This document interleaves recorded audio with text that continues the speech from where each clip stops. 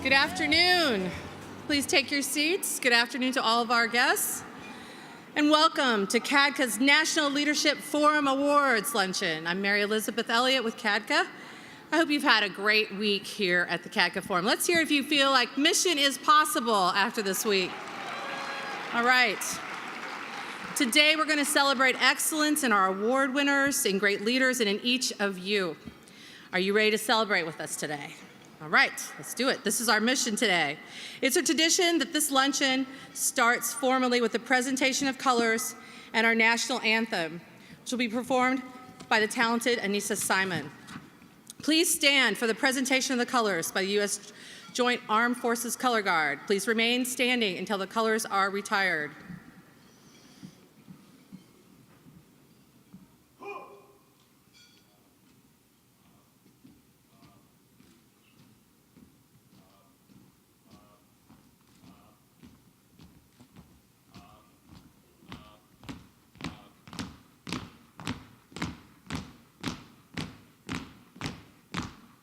Colors, pull! Colors, present, pull!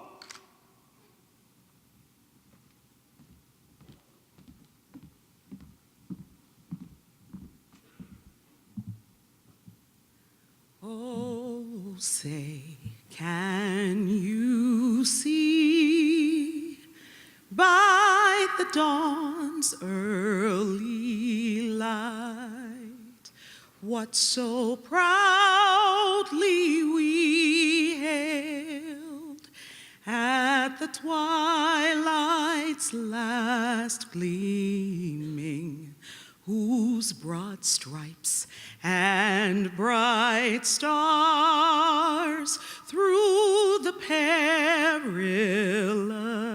fight o'er the rampart we watched were so gallantly streaming, and the rocket's red glare, the bombs bursting in air, gave proof through the night that our flag was still there.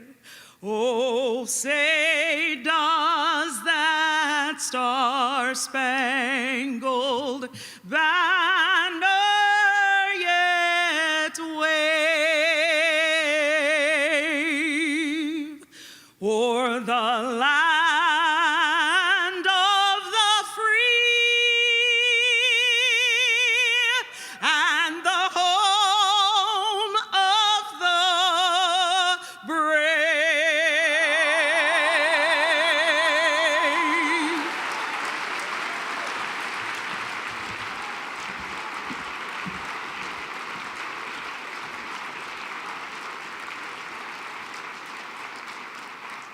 Colors, right shoulder, pull!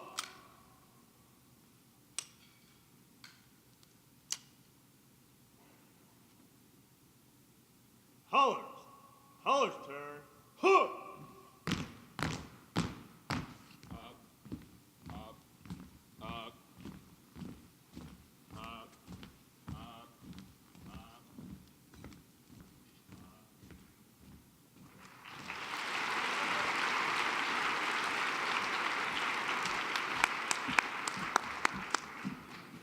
Wow. Now, I don't know how many of you saw that Super Bowl, and the national anthem was sung by Idina Menzel. Got her name right. But I do believe that our national anthem might have blown that out of the water. Anissa Simon, amazing. Beautiful. Now, in further celebration of our 25th anniversary, we want to recognize those who were here at the beginning. So if you were here 25 years ago, please stand so we can applaud you. If you were here at the very beginning of CADCA, stand to be recognized.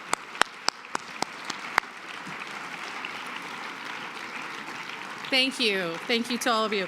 Now we have two members of the original President's Drug Advisory Council here today.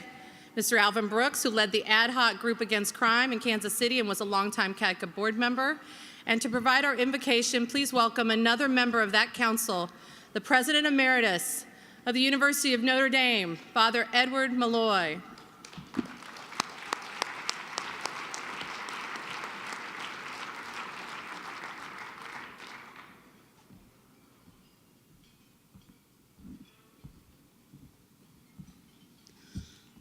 The great thrill for the three of us who were involved in the formation of this wonderful group is to see you here, that you're keeping hope alive, that you're transforming our communities, that you're bringing health and well-being to others. So congratulations to you all. Let us pray. We pray in thanksgiving, O God, for CADCA's 25 years of service as an agent of holistic health, that is, body, mind, and spirit, of community mobilization, and of the sharing of best practices. At this time of celebration, we remember with affection all those instrumental in CADCA's foundation and in its continued evolution and growing maturity as an organization. May you, O God, gift us with hope and conviction that no human problem is too difficult to take on, that no dire cultural reality is impermeable to change, and that with cooperative endeavor, we can leave behind a legacy of social transformation. Bless this food that we receive, that it may be a sign of your love active in our lives and in our world. We pray this in your name, who live and reign forever and ever. Amen.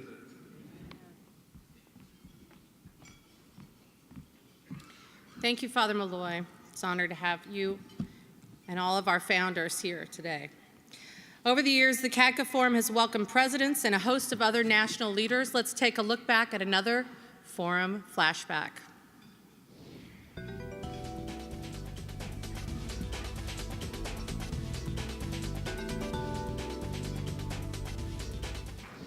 We simply cannot balance the budget in a way that puts our children at risk or that weakens our resolve to fight the drug problem. If the Plank family, bearing the burden of their grief, only 2 weeks old, have the courage to come here and stand up for making America a better place to live, a drug-free place to live, a violence-free place to live, surely the rest of us can have the courage and vision and wisdom to say, we can deal with our budget problems in Washington. So what I want to say is, just like I want every community in the country to have an organization that's a member of CADCA, and I want you to go out to all of them and get it done. All right. And we're still getting it done. Thank you, Mr. President. We're honored to have with us today a number of special guests, sponsors, and partners. Thank you to our federal partners. Without their support, the Forum simply would not be possible, especially SAMHSA and the Great Community Prevention Day. I'd like to recognize a few of our federal partners today as your name is called. Please stand and be recognized. From the White House, Office of National Drug Control Policy, James Olson, Acting Deputy Director of Supply Reduction, and David Mineta, Deputy Director of Demand Reduction. Welcome. From the U.S. Department of Health and Human Services, Frances Harding, Director, Center of Substance Abuse Prevention, Substance Abuse and Mental Health Services Administration. Dr. Wilson Compton, Deputy Director, National Institute on Drug Abuse. From the U.S. Department of State, Bureau of International Narcotics and Law Enforcement, Ms. Sadie Thimpson. From the United States Department of Justice, Gary Owens, Acting Chief, Office of Congressional Affairs, Drug Enforcement Administration. From the National Guard Bureau, Deputy of Counter Drug Programs, Colonel Charles Weaver.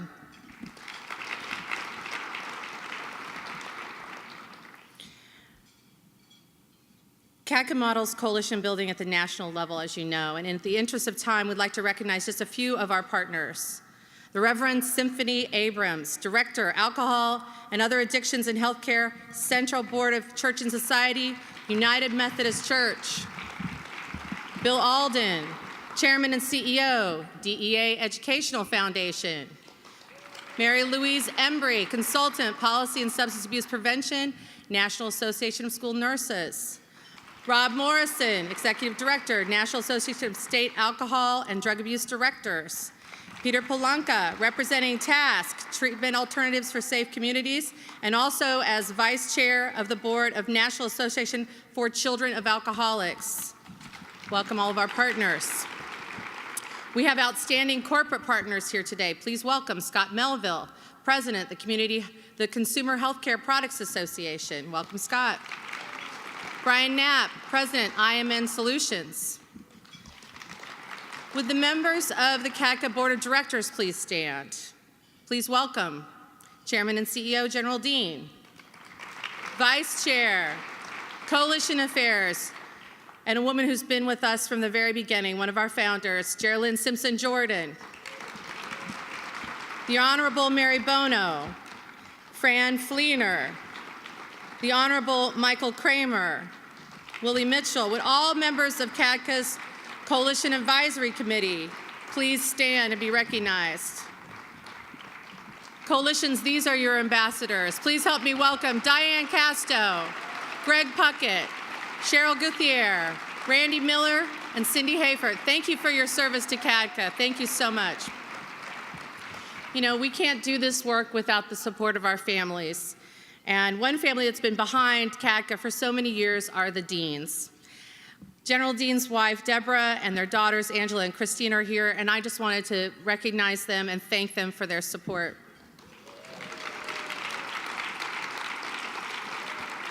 Now, thank you so much for being part of this movement, for showing everyone that this mission is possible.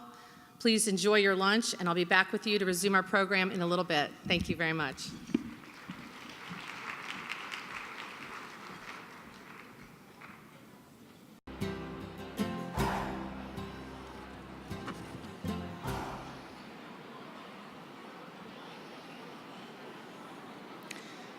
All right, we're back. I hope you're enjoying your lunch.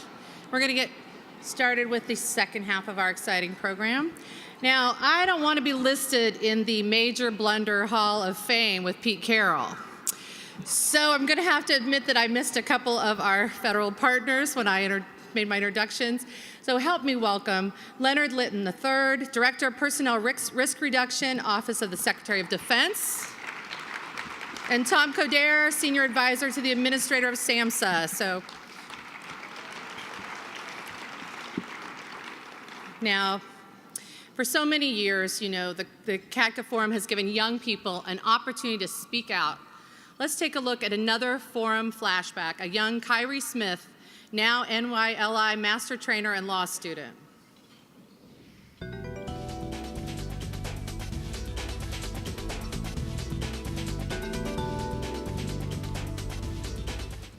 If there's anything I've learned, it's that youth is a gift. Youth is a gift, and it's a circumstance that obviously only occurs once in life. Once it's gone, it's gone. And those who let it go to waste tend to regret it for the rest of their lives. As young people, it is sometimes easy for us to feel insignificant or like we don't make much of a difference. Sometimes we may think to ourselves that we're only young people and how much of a difference can we really make? When it comes down to affecting change in our communities, the fact is we make most of the difference. Yes, they do make most of the difference. That's why we have the NYLI. Over 250 enthusiastic young leaders are in the house this week for the NYLI and our Summit for Youth Leaders.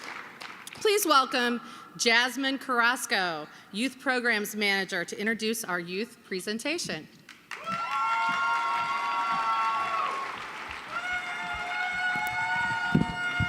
Thanks, guys.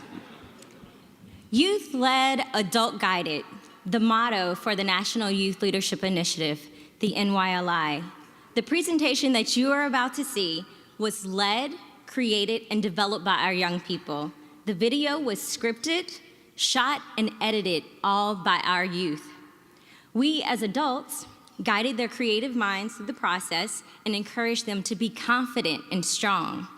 The production started from the ground up.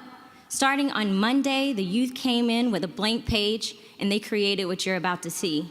The mission is possible. The words and information you will hear are real stories and real data from youth within coalitions across this country. But first, I believe our youth agents are receiving a new message. Check it out.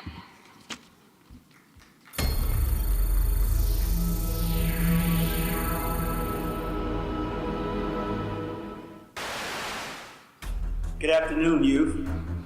I've got an important mission for you today. We are calling upon you to get involved in your communities to promote healthy, happy, substance-free lifestyles. Codenamed Mission Possible. There may be those of you who doubt your ability, but it is up to you to follow a clear vision, to display your courage, to work and grow in collaboration with youth from around the country, to carry yourself with determination, to act with altruism, and to have the utmost integrity. So get out there and prove that the mission is possible. Good luck, youth. This is Major General Dean signing off.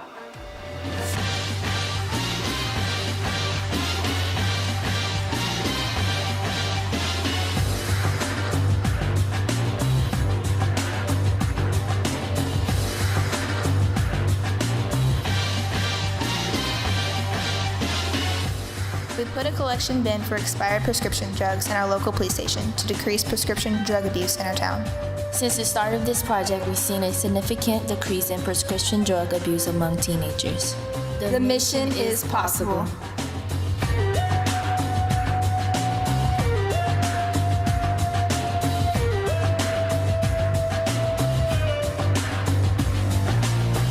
We held a youth-led town hall meeting to discuss what changes needed to be made around underage drinking in Forest Hill. Parents, students, and school administrators all came out to hear our Youth Coalition presentation. The mission is possible.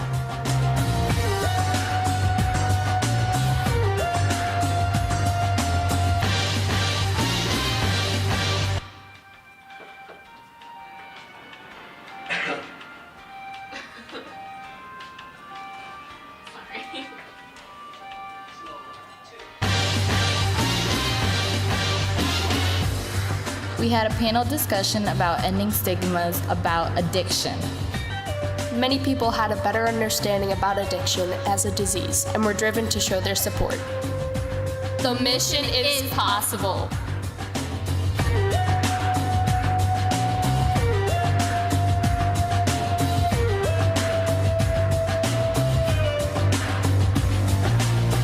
We implemented the strategic prevention framework to reduce local tobacco usage based on the data acquired from the state's youth survey. Now, the percentage of high schoolers who use tobacco is at an all-time low. The mission is possible.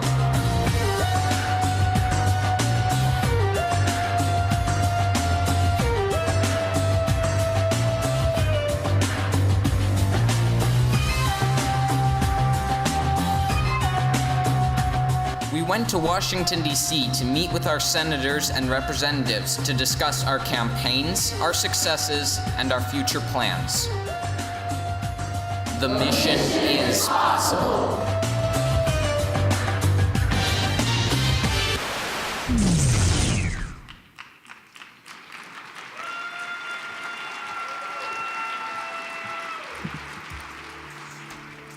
They said it was impossible to relieve the pressures that substance abuse causes.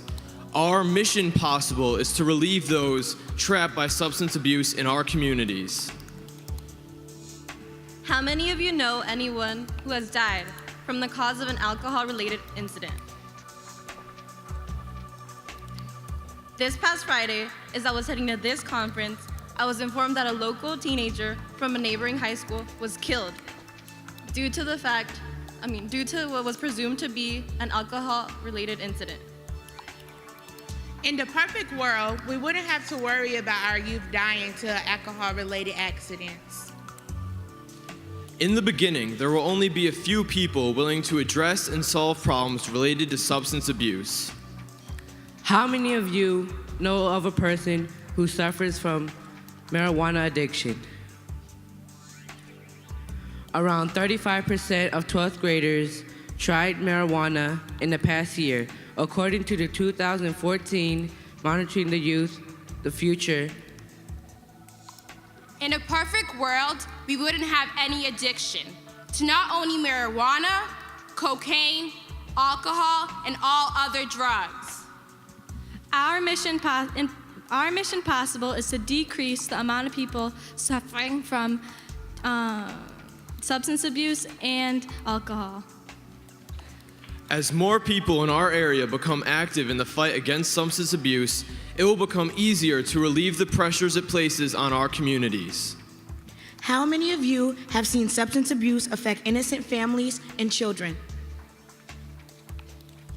In a perfect world, these children will not be affected by the abuse of alcohol or other substances because of the irresponsibility of their parents, community, or environment. My little nephew is constantly exposed to secondhand smoke from my biological family. I feel like I can't say anything sometimes because while they still are my family, I need to look out for my little nephew too.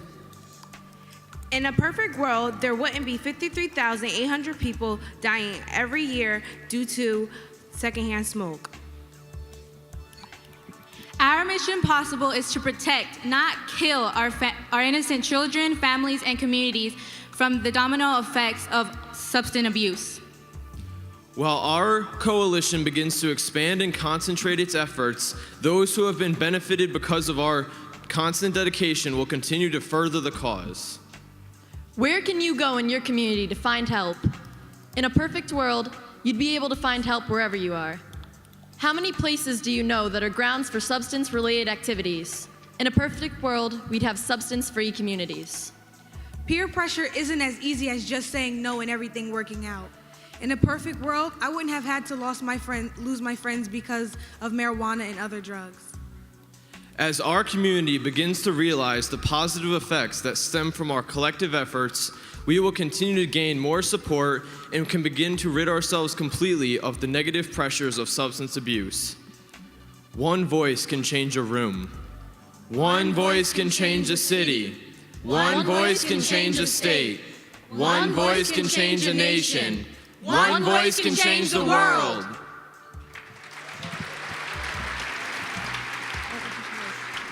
They said creating a drug-free world would be impossible, but we dream impossible dreams because we are Mission Possible. Good job, youth. The mission would not have been possible without you.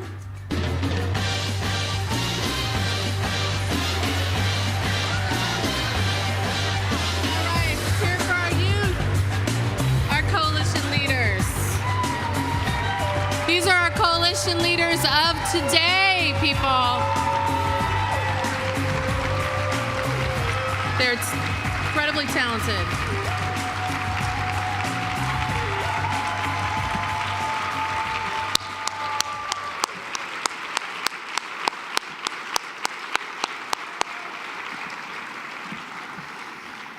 They deserve all that applause and more, and so do their adult mentors, by the way. It's so critical. Will you please welcome to the stage my boss, General Dean, to introduce our first award of the day, the National Leadership Award. General Dean.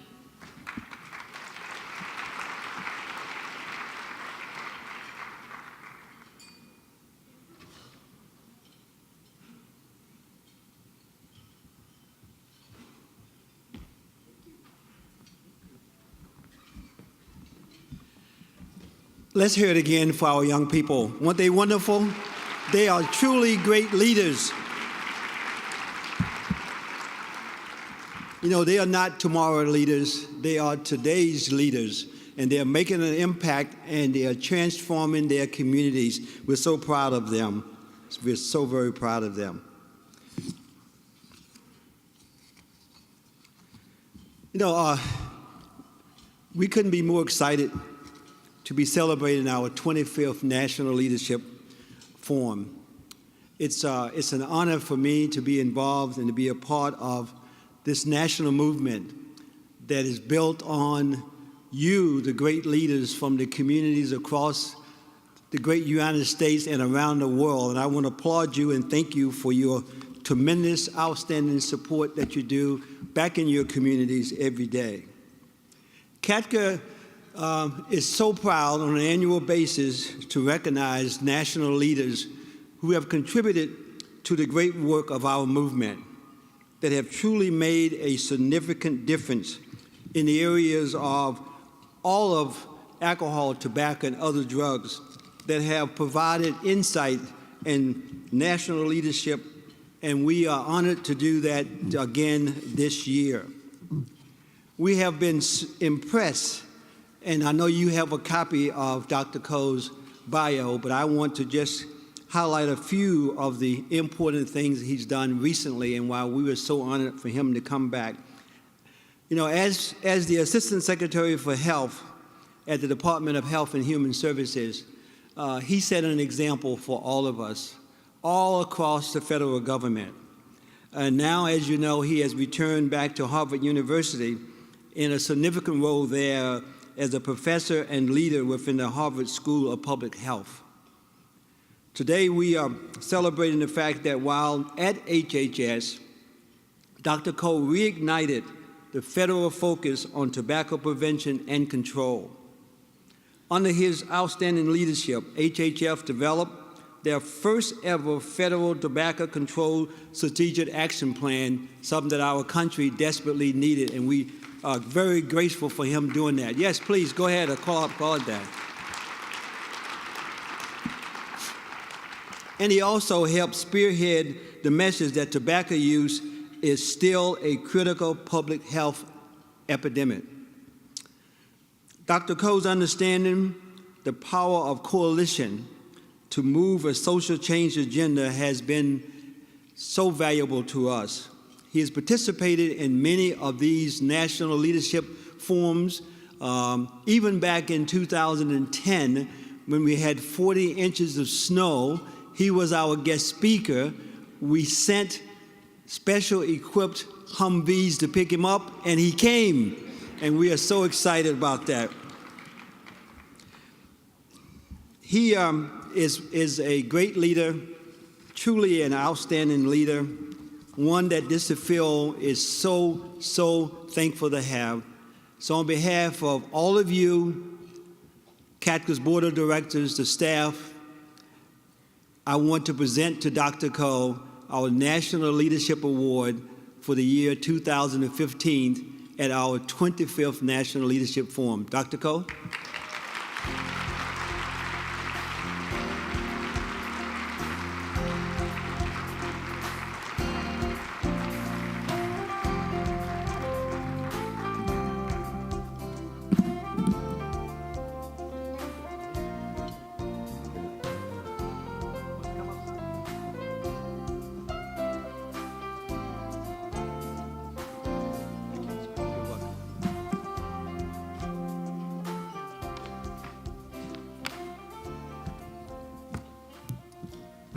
So first of all, congratulations, CADCA, for 25 great years and counting.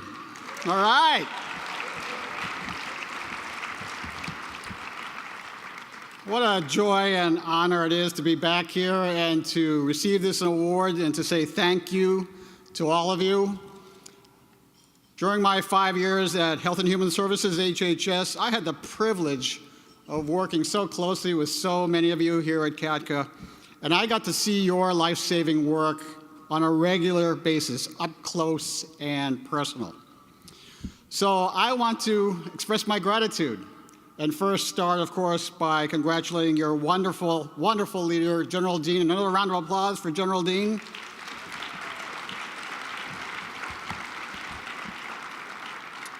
I've now seen him in action so many times, and we all agree that he is determined, dignified, dedicated. I can tell all of you that I am delighted to be a soldier in the General's Army any day. Thank you. It's my privilege to meet Mrs. Dean and two of their children here today, too. Congratulations to the Dean family. And it's so moving to hear the history of CADCA today, about the 25 years, to meet the founders, to say thank you to your board and your advisors. I've had the honor of working closely with a number of your top colleagues, Mel Elliott and Sue Thaw. Many thanks to Mel and Sue and your other leaders here at CADCA. Big round of applause for them.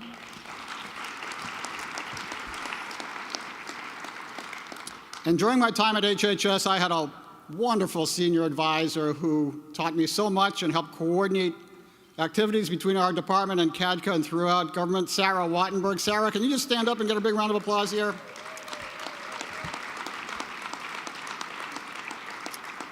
And it's great to see my colleagues throughout government, Wilson Compton, Fran Harding, Dave Mineta, and so many others. But most importantly, what I want to do is to say thank you to each and every one of you, because you have made CADCA strong and powerful and resilient for 25 years and counting. And one of my highlights, something I'll always cherish when I think back on my time as Assistant Secretary, was the times I got to come to this forum and to meet you, see how you are leaders and agents of change around this country. Every time I came, it was inspirational. There were people here from all over the country, all over the world. I remember meeting some people from the Pacific Islands once, from Guam. Where's the Pacific Islander crowd? Are they here today? Okay, we're going to thank them anyway. Okay, great. Oh, there's some back there. Great. So it was inspirational. It was also aspirational. I got to hear about your hopes and dreams for a drug-free future. And as the General mentioned, when I think of CADCA forums, I also think about snow. That time in 2010 when there were several feet and they canceled federal government, they called it Snowmageddon. And I got a call in the morning, they said, Dr. Coe, you don't have to come, they closed down federal government. And I said, my goodness, I've been there before. People come from all over the world, from the Pacific Islands, for goodness sake. I can get in a car and drive a couple miles, so we drove about 5 miles an hour and I came. So thank you, CADCA, for your commitment to inspiration and aspiration, despite the snow. I just escaped a couple of feet from Boston to get here yesterday, by the way. But upon reflection, you know, it makes sort of sense that you have this forum every year in the dead of winter. I mean, some people might think that's impossible, but as you've heard today, nothing is impossible for this great organization. Your mission is to stand up to any challenge. In the deepest days of winter, CADCA can inspire us and give us the promise for a brighter, warmer spring ahead. So congratulations.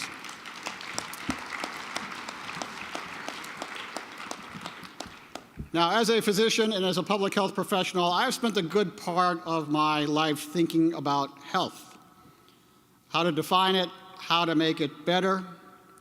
And I often think about the definition of health from the World Health Organization, that health is, quote, a state of complete physical, mental, and social well-being, and not merely the absence of disease or infirmity. I love that quote. The World Health Organization also challenges us to help all people reach, quote, their highest attainable standard of health, unquote. I love that phrase, too. And by that standard, can we say that we are healthy or our families are healthy? And if not, what can we do to get everybody closer to that standard? The more I do this work, the more I appreciate that our good health is a gift, and it's precious, and it's fragile. We have it today, and we hope we're going to have it tomorrow. No wonder there's that memorable saying, yesterday is history, tomorrow is a mystery, today is a gift, and that's why they call it present.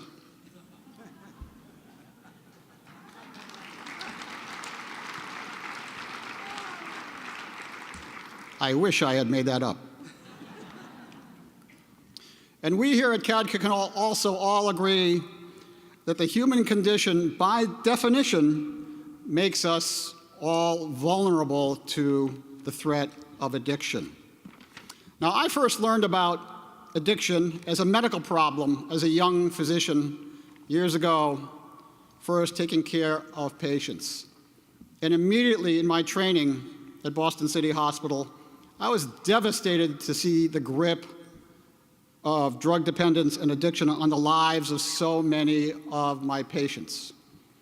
I'm of Asian American background, but this illness affects people from all backgrounds, from all walks of life. In particular, I was anguished to see how tobacco devastates and destroys human health, and that there was so much suffering that could be prevented, and so much death that could be prevented. Then later on, I became the state health commissioner in Massachusetts. I just saw some of my friends from the Massachusetts Health Department here. Let's hear it from Massachusetts, all right? All right. And my colleagues at the state health department first helped me see back then that this is not just a medical problem, it's a community problem, it's a societal problem. It's then when I first met local leaders, like many here at CADCA, who were committed to making their communities stronger and drug-free. And you wanted to commit your lives to communities with the definition of community being, quote, a place where a joy shared is twice the joy and a sorrow shared is half the sorrow. So as a commissioner back then, I went through a tremendous learning process. I visited detox centers, recovery homes, methadone clinics, needle exchange sites, and I saw time and again people suffering, but also people committing themselves to making a difference and inspiring the rest of us. So many leaders like you who never give up on the human spirit. And that's why I'm so grateful to be here today to see such leadership, to see your commitment to change and to make any mission possible. And this mission is very personal, of course. A lot of what's driving us today is our personal as well as professional experience about how drug dependence has affected people's lives, but how recovery is always possible, and how the human spirit can be so resilient. Allow me to share two very personal stories about people that I care a lot about, who have humbled me and inspired me and taught me a lot about recovery, resilience, and prevention. First, back when I was a state health commissioner in Massachusetts, my first chief of staff decided to leave, and I started on a search looking for her successor. For those of you who have experience in government, you know that a chief of staff is a critical position in any agency. You need somebody who's capable, honest, organized, tireless, and absolutely committed to the mission of the organization. After a search, I decided to pick a person within our department who was not well known at the time, but I saw something in him. He struck me as incredibly decent, incredibly unselfish, committed, smart.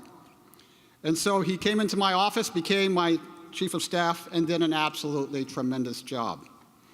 As we started working a little more closely together, he shared some of his background with me. He told me as a younger man he struggled with alcohol, that he had to wrestle with this issue for a number of years, how with tremendous effort he went into recovery, and how this theme shaped his life and changed his life. And so I grew to tremendously admire him even more when he told me about his background. After I left as commissioner, he went on to head the Substance Abuse Bureau at the Massachusetts Department of Public Health.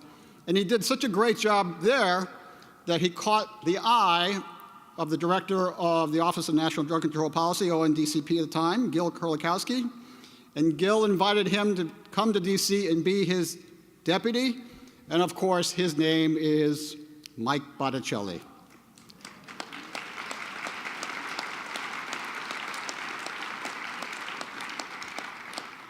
I am so proud of Mike. We are all so proud of Mike. I know Dave Mineta just shared some very exciting news about his future in government. So we are going to celebrate together when he gets confirmed, which is going to be very soon, I know.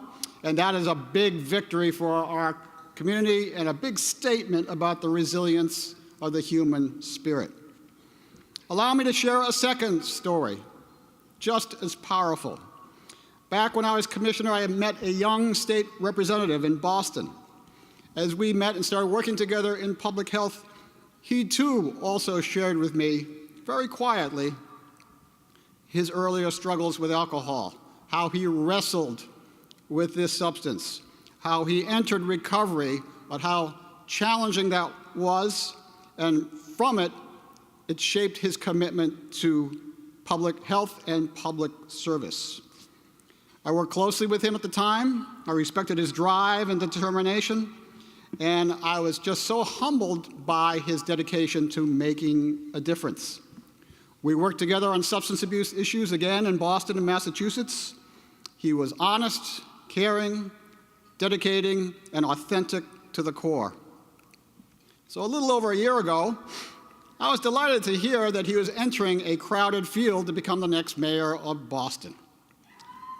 And I was equally delighted when he won the race, and now our friend Marty Walsh is the new mayor of Boston. Isn't that great?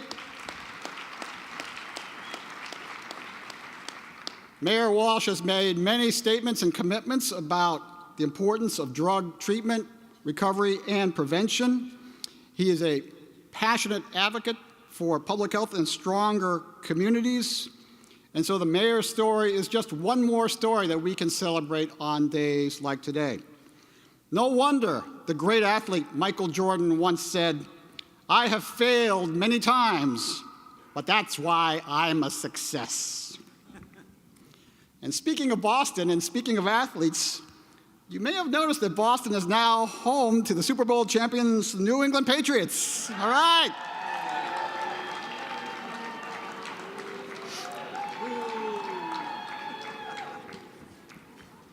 And if my dear friends from Seattle are here, I deeply apologize. It's always next year, right? So when I came to HHS 5 years ago, I took all these life lessons with me. And that's how I started. I connected with my colleagues at HHS like Fran and Wilson and Sarah and many others.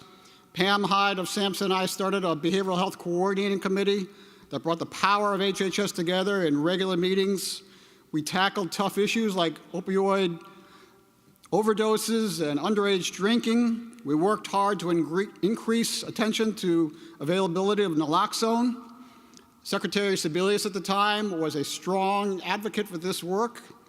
And then a number of months ago, just as I was leaving and the new secretary came in, I was very honored to bring Secretary Burwell to one of her first major public health meetings, a 50-state summit, to discuss opioid abuse and introduce her to those new colleagues of hers. So there's a lot of progress here that we can now celebrate, and this is all because of the commitment of so many of you at the local level. This is not easy stuff, and being a community coalition leader day in and day out is tough work. There are many hours to put in. There's not a lot of glory. It reminds me of that wonderful saying, an ounce of prevention is a ton of work. But now that I'm at Harvard and particularly committed to education on public health leadership, I view many of you at the coalition level to be leaders like that symphony orchestra conductor. You're bringing people together who may not know each other well. They all have talents and gifts, but they haven't worked together closely before. You're charged with making harmony out of cacophony, making a product that has some beautiful music there. You're asking the piccolos to play a little louder. You're asking the drums to play a little softer. You're picking the soloists. You're consoling all those who want to be soloists and can't be soloists. You're leading them all in practice after practice. And when the curtain goes up and the product goes public, you are open to praise or criticism. But when it all works really well, People forget the conductor was even there at all. But you do it because it's worth it. It's worth it for our kids. And by the way, weren't these young people really great? How about another round of applause for them?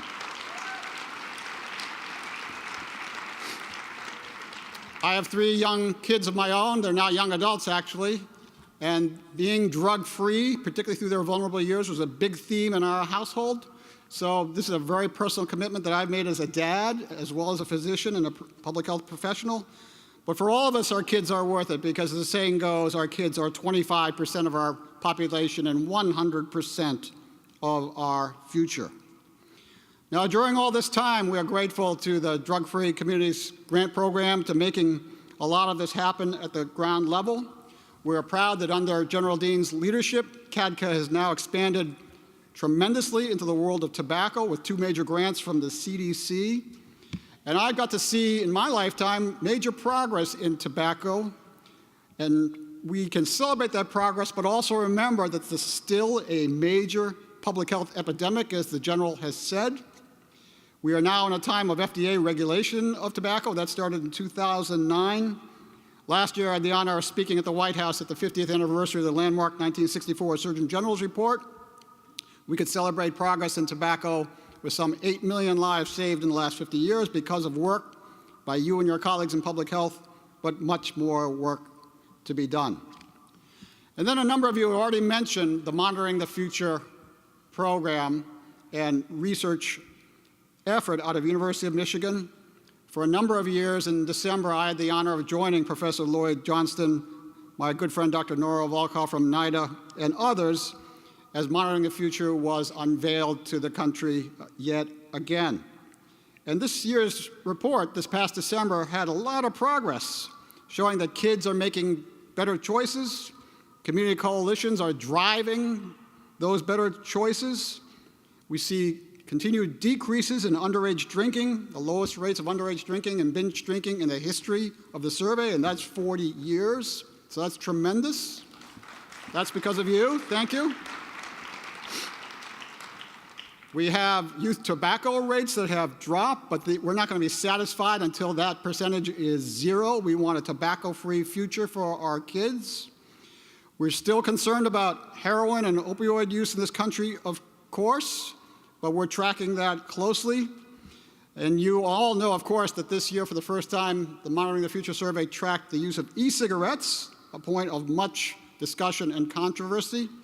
We all need research, better research, to see the proper role of e-cigarettes, if any, to improve cessation in tobacco use and promote harm reduction.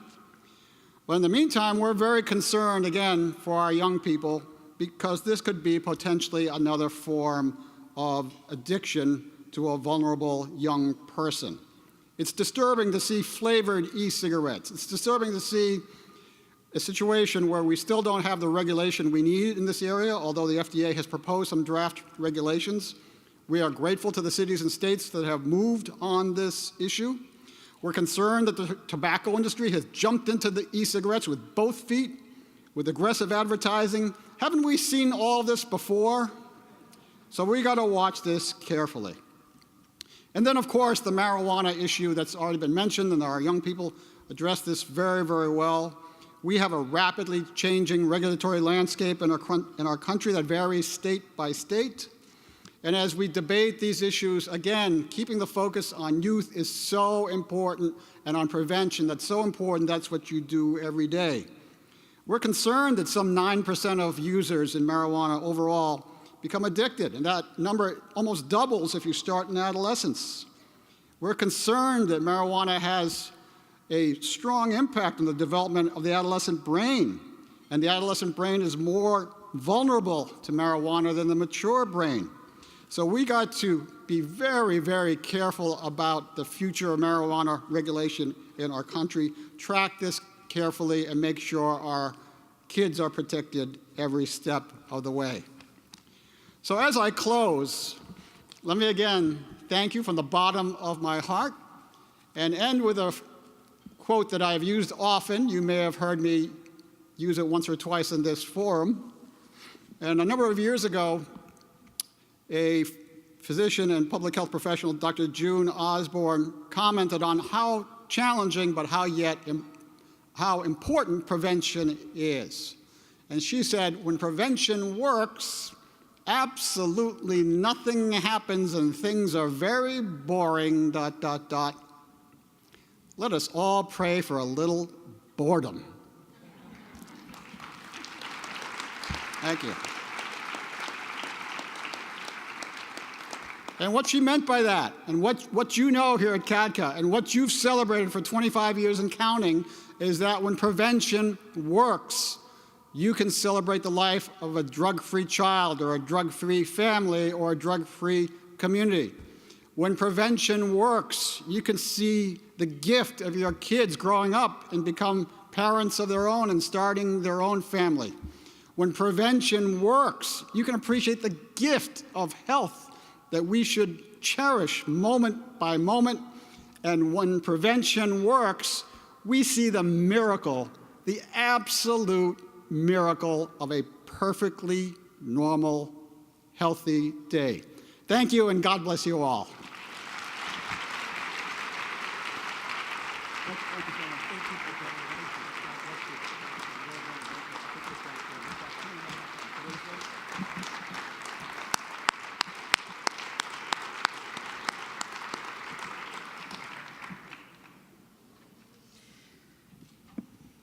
A true public health rock star, right? Our next award is very special to me. It is someone I've been working with for more than a decade. Our National Newsmaker Award this year is a woman whose vision and energy and faith in all of you has led to some of our most creative work on a little thing we call CADCA TV. Tiffany Sherman has used her journalistic skills and video production skills across this country to help CADCA convey important drug prevention messages for well over 60 CADCA shows. I'm sure we have more than that, Tiffany. So please welcome to the stage Tiffany Sherman. And let's thank Tiffany and our broadcast partners, the Center for Public Safety Innovation, St. Petersburg College, and the Multi-Jurisdictional Counter-Drug Task Force Training Program, MCT. Tiffany is our Newsmaker of the Year.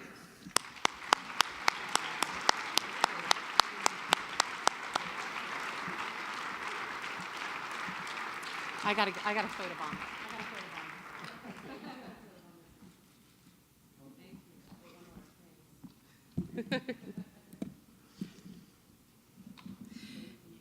And I'm glad to say that we're going to be back. We had a little hiatus last year, but CADCA TV is going to be back in 2015, so more great stories for all of you. The next awards category represents excellence. It's also a vital way for CADCA to tell your story.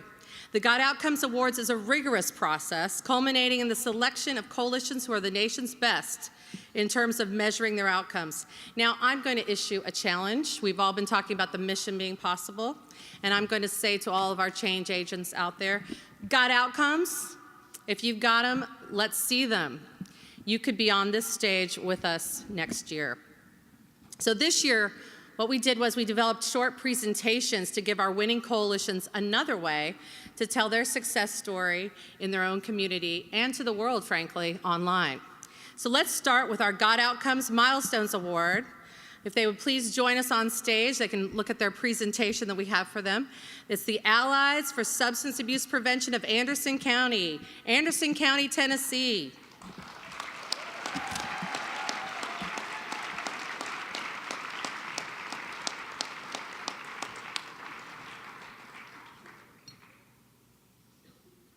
Milestones winner, Allies for Substance Abuse Prevention. Allies for Substance Abuse Prevention is located in Clinton, Tennessee, and serves 75,000 people residing in Anderson County. The coalition is recognized for its efforts in reducing underage drinking. The coalition conducted interviews, focus groups, and surveys to uncover that too many youth in Anderson County used alcohol. Alcohol was easily accessible by youth, and those youth had low perceptions of risk. ASAP involved many stakeholders in the problem-solving process. Law enforcement, the district attorney, and representatives of the 12 sectors provided key data.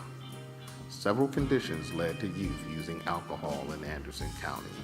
Store clerks were willing to sell alcohol to underage youth at off-premise retail establishments. Parents hosted parties where alcohol was available. Adolescents saw their peers using alcohol at school or school events. Moreover, youth were bombarded with alcohol advertising in local stores.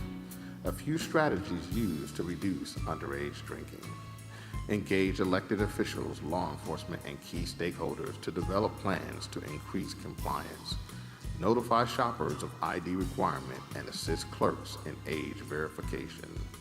Initiated policy change requiring all persons selling beer or alcohol to take a 3-hour class on responsible sales. ASAP saw these short-term and intermediate outcomes as a result of its efforts. A 22% reduction in clerks asking for ID but selling alcohol to youth anyway. A 10.5% increase in parents' awareness of social host laws. A 68% increase in counter messages in alcohol outlets. ASAP also experienced a long-term outcome of a 43% decrease in underage drinking among youth in the county. CADCA would like to congratulate Allies for Substance Prevention for winning the Milestones Award.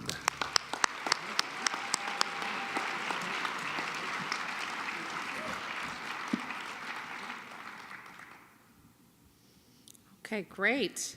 Next up, I'd like to welcome up to the stage our God Outcomes Coalition in Focus Award, which is presented to the Bay Team, Barrington's Prevention Coalition. Barrington, Rhode Island, get on up here. Come on.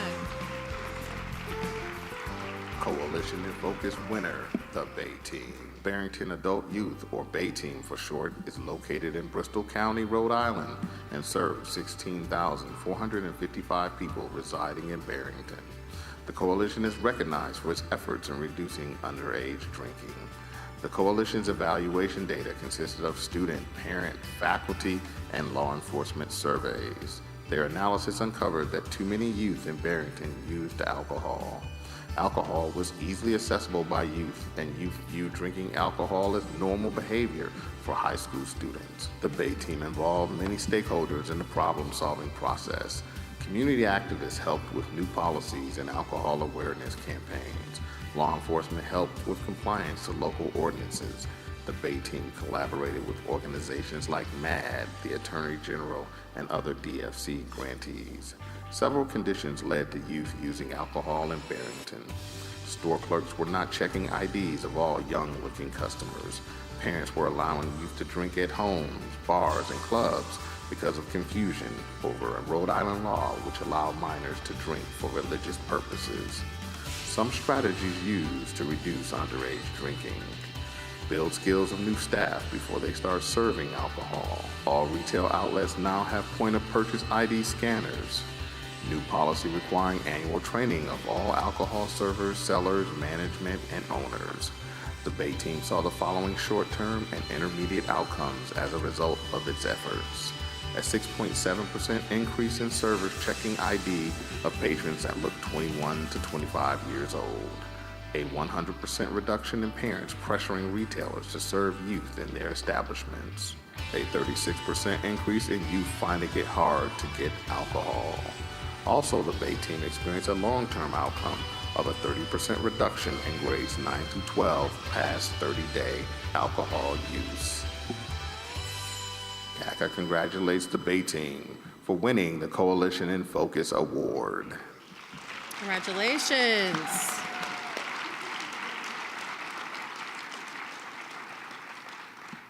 Great work. I even got to train with Kathy this week, so it was awesome. Lastly, let's recognize the Coalition of the Year, the Coalition for a Drug-Free Muskegon County. Where are you? You're serving Muskegon County, Michigan. The very best of the best for this year. Come on up on stage. Coalition of the Year, Coalition for a Drug-Free Muskegon County. The Coalition for a Drug-Free Muskegon County is nestled along the Lake Michigan shoreline and serves 172,188 people. Coalition of the Year awardees must show measurable outcomes in more than one substance. Drug-Free Muskegon County is recognized for their efforts in reducing both underage drinking and youth smoking. The coalition conducted focus groups and used multiple survey inputs and uncovered that too many youth in Muskegon County used alcohol and smoked. Alcohol and cigarettes are easily accessible by youth. The Coalition for Drug-Free Muskegon County used a collaborative approach to achieve its drug prevention results. They work with community leaders, school-based partners, law enforcement, youth leaders, healthcare, and the faith community. Several conditions led to youth using alcohol in Muskegon County. Retailers are willing to sell to minors, and adults are also willing to purchase alcohol for minors. Youth did not recognize the consequences of drinking. Also, many parents did not feel it was wrong for underage kids to drink alcohol. Several conditions led to youth using cigarettes. Retailers are willing to sell to youth. Youth get cigarettes from their peers. Adult smoking is very common in Muskegon County, particularly in public spaces like restaurants. Several strategies used to reduce underage drinking and youth smoking. Monitoring alcohol retailer compliance and public acknowledgement of results. Party patrols and high visibility enforcement. Campaign to increase the number of smoke-free restaurants. Advocated and implemented stricter air quality laws. Drug-Free Muskegon County saw the following short-term and intermediate outcomes related to underage drinking. A 10% increase in the number of alcohol retailers passing compliance checks. A 16.4% decrease in students reporting alcohol is easy to get. And also they experienced some long-term outcomes, a 37% reduction in recent alcohol usage. Drug-Free Muskegon County also saw the following short-term and intermediate outcomes related to youth tobacco use. A 3,300% increase in the number of smoke-free restaurants. A 22.6% reduction in easy access of cigarettes. And they also experienced some long-term outcomes related to youth tobacco use. A 39.1% reduction in the recent use of cigarettes. CADCA would like to congratulate the Coalition for Drug-Free Muskegon County for winning the Coalition of the Year Award.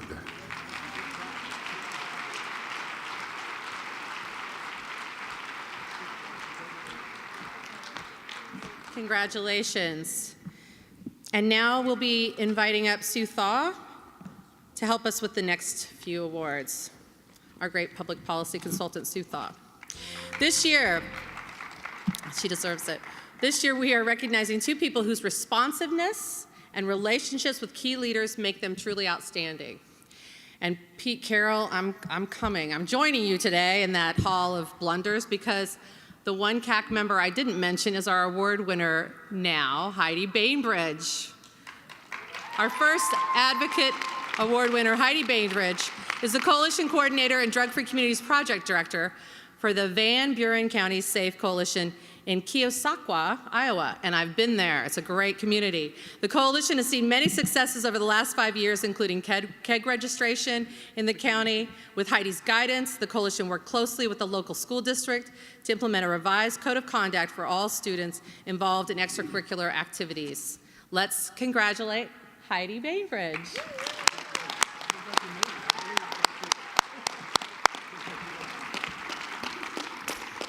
Another great advocate that we want to recognize today is Becky Carlson. Becky, please join us. Becky Carlson is the Center for Prevention and Counseling's Executive Director in Sussex County, New Jersey. She's been active in the Drug-Free Communities Grant Program since 2000, and with her work with the Sussex County Coalition for Healthy and Safe Families, she's mentored 3 drug-free communities coalitions. Let's hear it for Becky for her advocacy and her mentorship.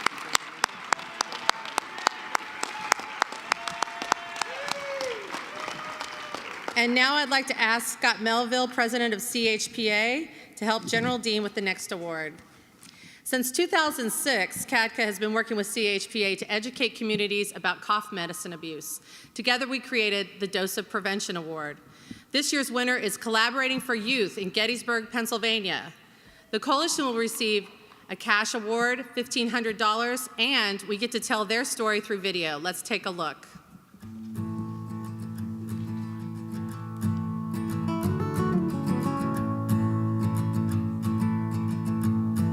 Collaborating for Youth serves Adams County, Pennsylvania, a beautiful, historic rural area. We were watching the prescription drug and the over-the-counter statistics go up, and also the perception that it just wasn't very risky. And so we knew that we needed to address this in a community systemic way, talking not only about prescription medicine abuse, but also about over-the-counter, and in particular DX. We kicked off our campaign by proclaiming it Medicine Abuse Awareness Month and held an event where we invited our district attorney, legislators, youth and parents, and law enforcement to talk about the issue and about some possible solutions in our community. We have a very active youth coalition. They have become involved in making public service announcements in one of our local radio studios. Our town, our health, our future. At a CADCA forum, I became familiar with the Medicine Take Back events. And so we've been holding 2 every year. One of the great things about the Medicine Take Back is that it has strengthened a lot of relationships in the community. Choice Family Pharmacy is involved with Collaborating for Youth, and we provide a bag stuffer we put in our patients' bags so that they can learn and understand how they can discard unwanted medications in their home. We've also been involved with our district attorney in the installation of permanent disposal boxes in police stations. We are adding 3 additional permanent medication drop boxes, so we'll have 5 boxes. We want to give the citizens of Adams County multiple options to dispose of prescription drugs in a safe, anonymous, environmentally friendly way. In terms of the impact of our strategies, 86% of our youth are now reporting that they view the use of prescription drugs for non-medical reasons as risky behavior. So that's huge.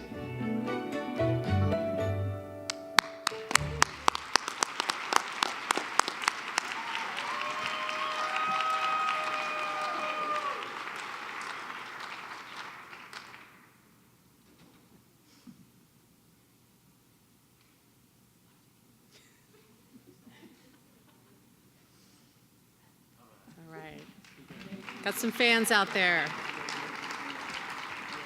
The next award is for CADCA's Outstanding State Member. And the award goes to the District of Columbia, Department of Behavioral Health, Addiction Prevention and Recovery Administration, APRA. Accepting the award for DC is Judy Donovan, Chief of Prevention for APRA, and her staff. Let's welcome them again.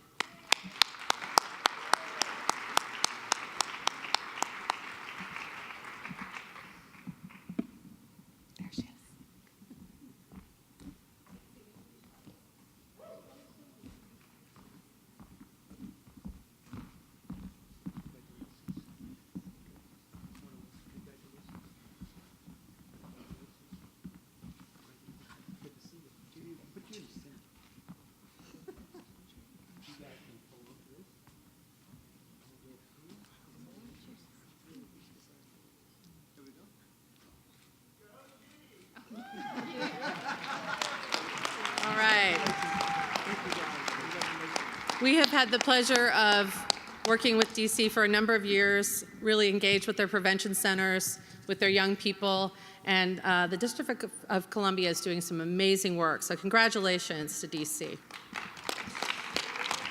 Our next award is for the Outstanding National Guard Civil Op Program. Joining General Dean on stage is Colonel Charles Weaver.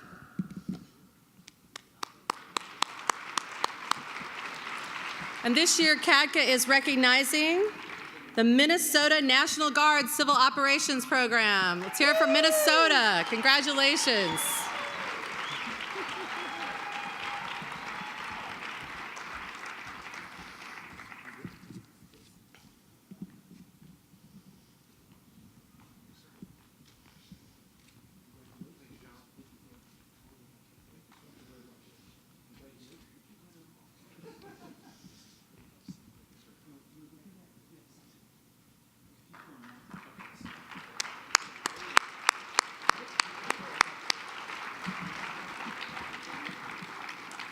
The National Guard, such amazing partners for coalitions. Let's applaud if you work with your National Guard out there. Yes. Also on this stage, we're recognizing a second award, the National Guard J32 Civil Ops Specialist of the Year, and that is Sergeant Riekstad from Minnesota. Double award winners here.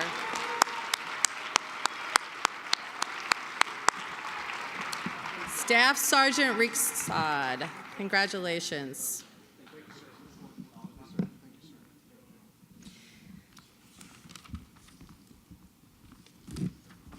Well, this is our last award of the day. It's always a special one. This year we hear from a 9-year veteran in the field from Bucks County, Pennsylvania. She started her drug prevention work in the 5th grade. How many of us can say that? Please welcome to the stage CADCA's Outstanding Youth of the Year, Lauren Foisey. Well, Lauren gets to say it. Did you get your Come on, Lauren, take a shot.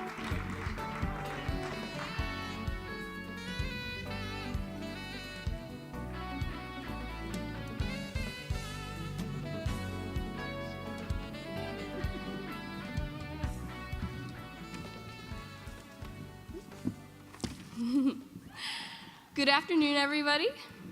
How are you? Good, and happy 25th anniversary, CADCA.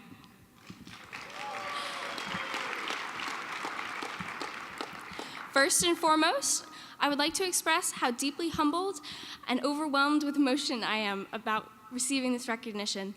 I would like to sincerely thank General Dean for his passion and determination and unwavering support in bringing us together today. A sincere thank you to Karima Abdullah for her passion and determination and vision for the youth of today and tomorrow.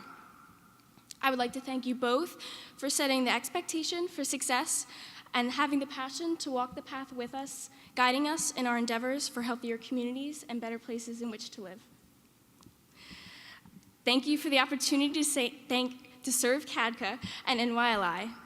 And as many of you know, it would be impossible for youth without adult advisors and adult mentors to do anything in the community. So thank you to Bucks County Youth and Communities for making prevention a priority. Thank you. Thank you, Debbie Motzkowitz from the Council Rock Coalition for Healthy Youth for creating a better community in which to live. And thank you for those who have mentored and inspired me to work harder and reach higher. So my beginning, as stated earlier, was about 9 years ago, and I started out sitting in the office of Pennsylvania Senator Bob Casey Jr. And he eagerly listened to everybody in the room, heard what every adult had to say and what they felt was an issue that day. And he scanned the room one last time, and his eyes landed on me. I was about 11, I think. So needless to say, I was put on the spot. But it was the first time I had the opportunity to speak about something I felt was vital to add to the discussion. Since then, I've continued to advocate for healthier communities and healthier behavior locally, statewide, and nationally. And this is why this conference is so important, and why coming together is so important. All of us, each one, has an opportunity to have a voice and have a chance to make change. Yesterday, many of you had meetings with representatives and senators, much like I did, and you sustained a moment of collaboration to make action happen. We have to savor these moments. These moments you've had this conference are great moments. And I know we had great moments in NYLI this week. NYLI is amazing. It has amazing educators and amazing trainers willing to teach effective ways to handle community problems. I would like to extend a word of thanks to the NYLI team. They're the hands that diligently put together each piece of the puzzle this week. So thank you, guys.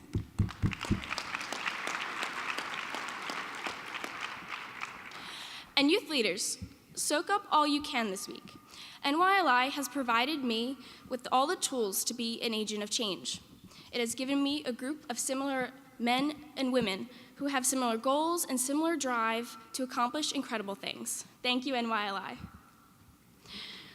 Yeah, go ahead. Definitely, they deserve it. I stand before you today on the anniversary of the 25th CADCA Forum, truly honored and grateful for this blessing. 25 years in the making. Congratulations. That's something to celebrate.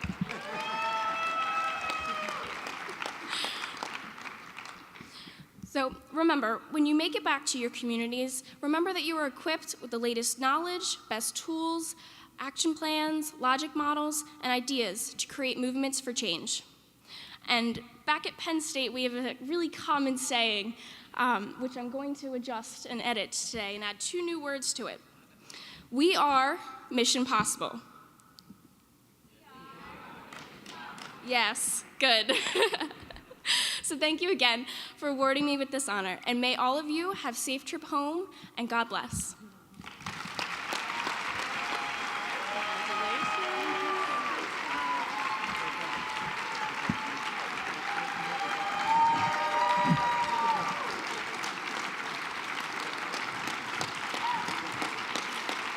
Congratulations, Lauren. So Thursday has been our gift day. We had breakfast keychains, we had prizes for our ideas fair, and now our final prizes. We ran all our registrants through a computer program to pick these lucky winners at random, trust me. If I call your name, you can dance at your seat and claim your prize at the registration table. Ask for Christy Gagnon. The first prize is a hotel gift certificate worth $215 to use here at the Gaylord or any Marriott hotel. It never expires. And our winner is Michelle Ninehouse from South Carolina. Second prize is a registration to the 2015 Mid-Year, which will be held in Indianapolis, Indiana. Judge Kramer, our board member, is ready to greet all of you there. Randy as well from our CAC. This is in the first week of August. We want you all to be in Indiana. And someone who will be in Indiana is Valerie Jordan from DC. You're going to be in Indiana. Next up, we have a free registration to the next forum, the 26th forum. So we'll be back here with us in February. The winner is, from Wisconsin, you can handle the cold, Tammy Moulter. And lastly, we are giving away a Samsung Galaxy tablet. It's a useful gift for any coalition leader for sure. And the winner is Dejan Taylor from Virginia. Dejan. Congratulations to all our winners. Thank you for making our work at CADCA mission possible and for making this an unforgettable anniversary forum. 2015 is our year to soar as change agents, really soar, and I know you will. It's been my pleasure to serve as your MC today, and we have one last forum flashback. Vice President Joe Biden, always been a huge supporter of drug prevention and a champion for the Drug-Free Communities Act on the Hill. Let's take a look.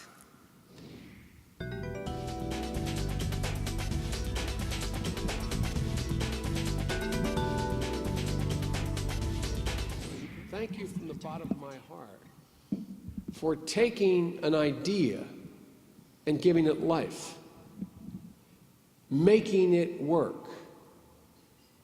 We decided as a nation that prevention should be equally as significant a part of dealing with the drug problem as enforcement. And now let's turn it over to our great leader, General Dean, for some closing comments. General? Don't go away. If you agree with me that we had a phenomenal Mistress of Ceremony today, let's give Mary Elliott a round of applause. Mel, thank you. Thank you. Thank you. Thank you. Thank you. Thank you.